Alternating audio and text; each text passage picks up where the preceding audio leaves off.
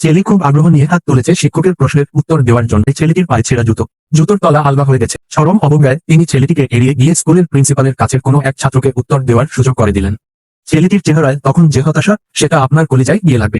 এরপর আসে lunch time, যেখানে সব বাচ্চারা বসে আনন্দ করে খাবার খাচ্ছে।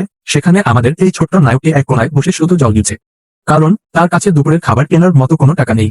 ঠিক তখনই ক্লাসের এক তথাকথিত বড়লোকের ছেলে তাকে টিচ করতে শুরু করে। about this nasty skin.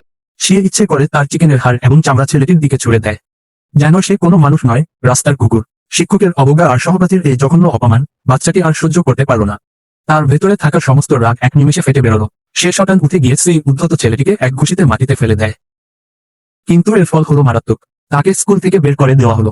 ভাগ্য দেখুন, যে ছেলেটি শিখতে চেয়েছিল, সমাজ তাকে ছুড়ে ফেলে দিল অন্ধকারের দিকে। কয়েক বছরের ব্যবধানে সেই ছোট্ট ছেলেটি এখন রাস্তার এক ছিটকে ছিনতাইকারী। তার চোখে এখন আর সেই পড়াশোনার স্বপ্ন নেই, আছে বেঁচে থাকার লড়াই। গল্পের মোড় আসে এক রাতে। সে আর তার এক সঙ্গী মিলে এক ব্যক্তিকে অন্ধকার গলিতে আক্রমণ করে, কিন্তু পকেট হাত দিতেই বেরিয়ে আসে পুলিশের ব্যাজ। লোকটা আসলে একজন ছদ্মবেশী পুলিশ অফিসার ছিল। ভয়ে তারা দৌড়ে পালায়। নিজেকে বাঁচাতে গিয়ে ছেলেটি এক নর্দমার ভেতর লুকিয়ে পড়ে। পুলিশ কুকুর যখন প্রায় তাকে খুঁজে পাচ্ছিল, তখন সে নিজেকে বাঁচাতে মানুষের বৃষ্ঠা বা ময়লা নিজের গায়ে মাখিয়ে ফেলে, যাতে কুকুরের প্রাণশক্তি কাজ না করে। কি ভয়াবহ সেই পরিস্থিতি! ময়লা মেঘের রাস্তা দিয়ে হেঁটে যাওয়ার সময় তার মনে হয়, তার জীবনটাও কি এই ময়লার মতোই দুর্গন্ধময় হয়ে থাকবে।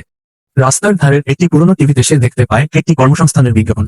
সেখানে শ্রমিক নেওয়া হচ্ছে। সে সিদ্ধান্ত নেয়, সে নিজেকে পাল্টাবে। সে তার মায়ের কাছে গিয়ে নিজের ইচ্ছার কথা জানায়। মা শুধু একটি কথাই বলেন, যে কাজে ধরো, মাঝপথে ছেড়ে দিও না। মা তার তিল তিল করে জমানো টাকা দিয়ে ছেলের জন্য কিনে আনেন এক জোড়া ব্র্যান্ড নিউ কনভার্স জুতো। সে কি পারবে এই পরিস্থিতি সামলে উঠতে, নাকি আবারও অন্ধকারের পথে ফিরে যাবে? গল্পের পরবর্তী অংশ দেখতে চাইলে এখনই কমেন্ট বক্সে জানান এবং ভিডিওটি লাইক দিয়ে সাথেই থাকুন।